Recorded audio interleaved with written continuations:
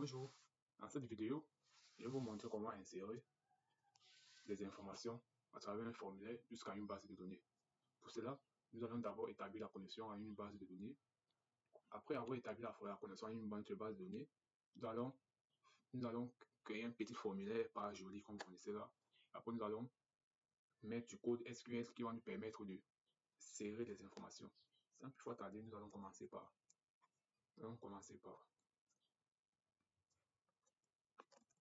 Qu'est-ce que ça fait comme ça? Nous allons commencer par établir la connexion.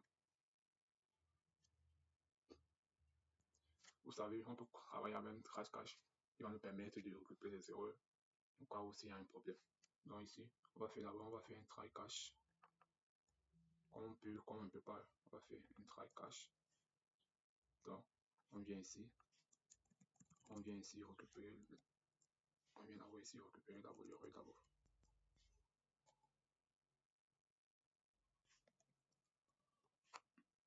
On vient d'avoir ici récupérer l'erreur, je fais cette ligne, je fais là, l'écho, l'erreur, maintenant erreur, je viens ici point, $e.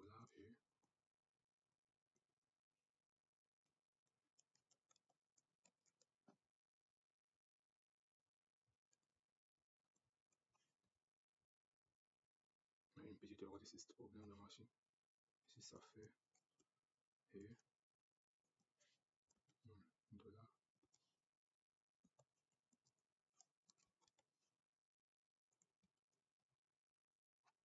Cette ligne qui va nous générer notre message d'erreur. Donc, on vient ici établir notre connexion.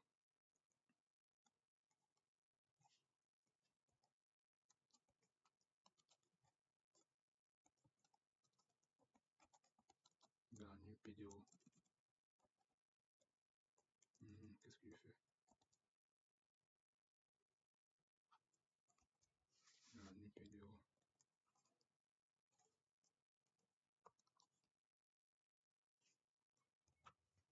$.host est égal à localhost. Nous travaillons en local.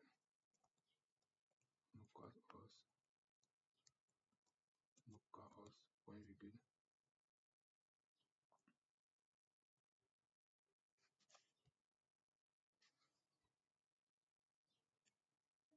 Localhost. Le nom de la base, on report dans la base. DBName. Notre base de données s'appelait tout à l'heure formation. Donc ici, on met le nom de la base de données. On vient ici, on fait un point virgule. Après, on met dans le nombre d'utilisateurs de notre base de données, on va se connecter. Ici maintenant, on met le mot de passe. Chez moi, nous n'avons pas le mot de passe. Ici maintenant, chez PDO. C'est l'attribut. PDO 2 points. Virgule. Error message. C'est égal à 2 points. Égal error mode de exception. Et je ferme. Et c'est ce code qui va nous permettre de nous connecter à notre base de données. Donc maintenant, sans plus tarder, nous allons venir ici, créer un simple formulaire de connexion, un simple formulaire qui va nous permettre de faire l'insertion de nos différents éléments. Donc on va donner notre formulaire ici.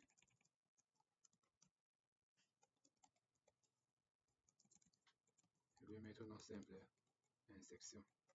C'est ça que j'ai écrit. Je vais plutôt mettre là-bas, insérer, avant de modifier le titre. Donc ici, nous allons utiliser CSS. Nous voulons jusqu'à avoir un simple formulaire. Donc nous allons utiliser la balise form.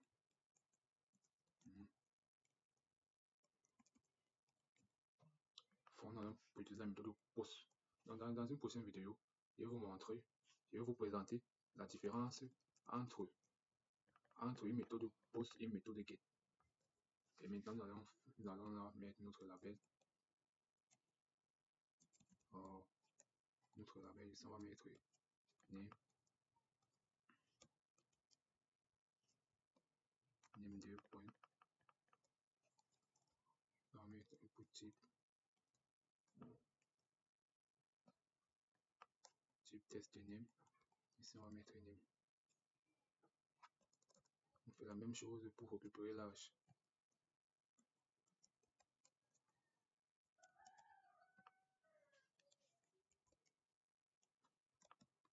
On fait la même chose pour récupérer l'âge.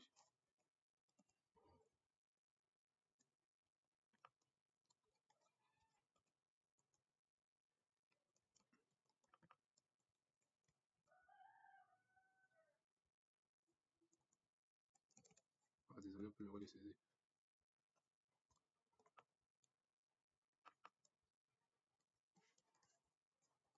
Voilà, ajouter. Donc maintenant, nous allons maintenant venir récupérer les ID. Donc ici, vous allez vous poser la question pourquoi j'ai mis name, deux points encore name, j'ai mis name égale crochet name. Ici, ça va nous aider un peu, c'est un peu comme le JavaScript. J'espère que vous maîtrisez bien le JavaScript. C'est un peu comme le JavaScript. Dans JavaScript, on mettait généralement l'ID.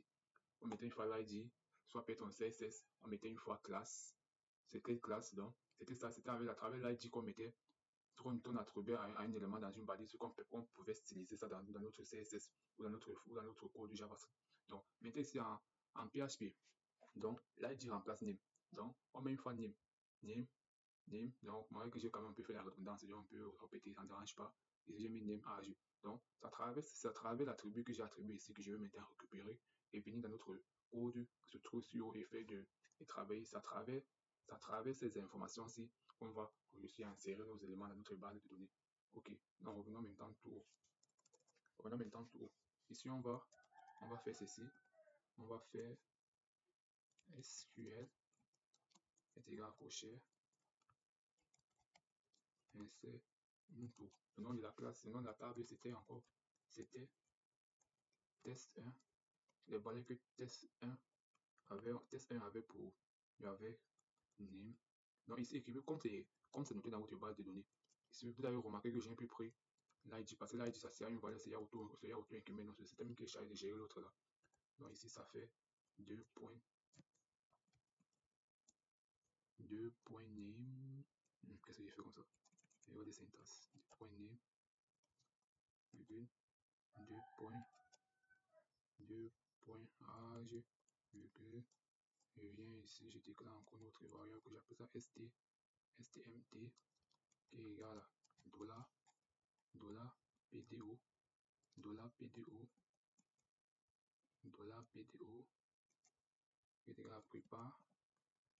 On dit que voilà, ça prépare vraiment, ça prépare, c'est ça, ça prépare SQL, égal à virgule, je fais maintenant, voilà, stm, voilà, stm, égal à bim paramètre, bim paramètre, bim paramètre. Ça fait maintenant bim paramètre est égal à ceci, 2 points, 2 points, name. N'oubliez pas de laisser les commentaires s'il y a certaines fonctions que vous ne comprenez pas, donc ça va m'aider dans les prochaines vidéos à bien détailler certaines zones. Bim, 2 points virgule, dollar name, virgule, STR. Faites toujours la même chose pour l'âge, c'est égal à bim, paramètre, $2 points, $2 points âge, est égal à virgule, est égal à dollar âge. Oh les amis, j'ai fait une gaffe là. Je me suis précipité, j'ai sauté une étape. Donc, avant de faire ce que je viens de faire ici, avant de faire cette ligne-ci, tout ce que je viens de faire ici en bas, ici, on doit d'abord récupérer les variables ici, les valeurs ici. Donc, pour ce faire, on va d'abord faire un if ici en haut. If server, tu fais ceci. Et je dis que s'il arrive que les variables que tu veux vérifier, c'est tout, hein, les méthodes, c'est post. Alors, fais ceci.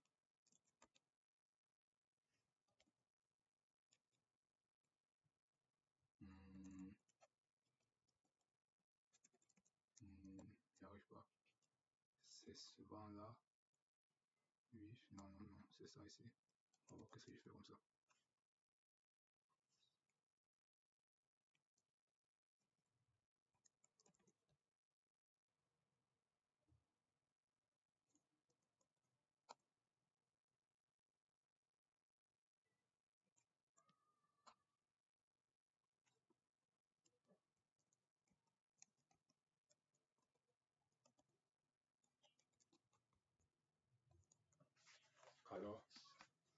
récupère maintenant les variables ici. Ça fait maintenant $name est égal à $bar post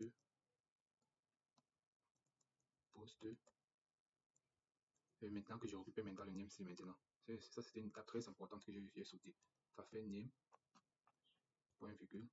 Je refais la même chose pour l'âge. Je déclare une variable qui va stocker l'élément âge, la variable qui se trouve dans âge. Et ça fait âge qui est égal à $post âge. Je fais là, point virgule. Comme vous avez remarqué, et ça vient maintenant se fermer là. Ok, ça vient maintenant se fermer là. C'est quand ça cause problème, ça cause ça va se fermer là. Ça vient plutôt se fermer. Ça vient plutôt se fermer ici. Ici. Pourquoi ça cause problème? Ok. Je pense qu'on va faire ceci. Vous avez vu à ce niveau-ci. On peut toujours mettre les valeurs qu'on peut mettre et vérifier si un champ est rempli. Au cas où si un champ n'est pas rempli, ça va nous générer un message d'erreur. Donc pour faire tout ça, nous avons dans ici, nous pour bien faire tout ça ici, on va venir ici, on va mettre un requête. Pour dire obligatoire. Pareil même ici. Obligatoire. Sinon, quand on va appuyer sur le bouton ajouter, ça va nous dire qu'il faut d'abord remplir ce champ. Ici, je vais mettre un BR pour dire à la ligne. Ici, je vais mettre un BR pour dire à la ligne. Si, après avoir fait tout ça, oui, si c'est bon là, je pense que c'est bon là. Je reviens maintenant ici sur notre programme. Si maintenant je reviens là où on s'est arrêté. Je fais là, $stm.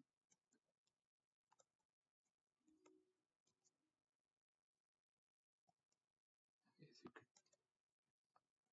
Exécute. Et c'est bon, hein. C'est bon, c'est tout le code ici. Et c'est bon. Maintenant, allons dans le dossier où c'est en même temps exécutons notre programme et voyons comment.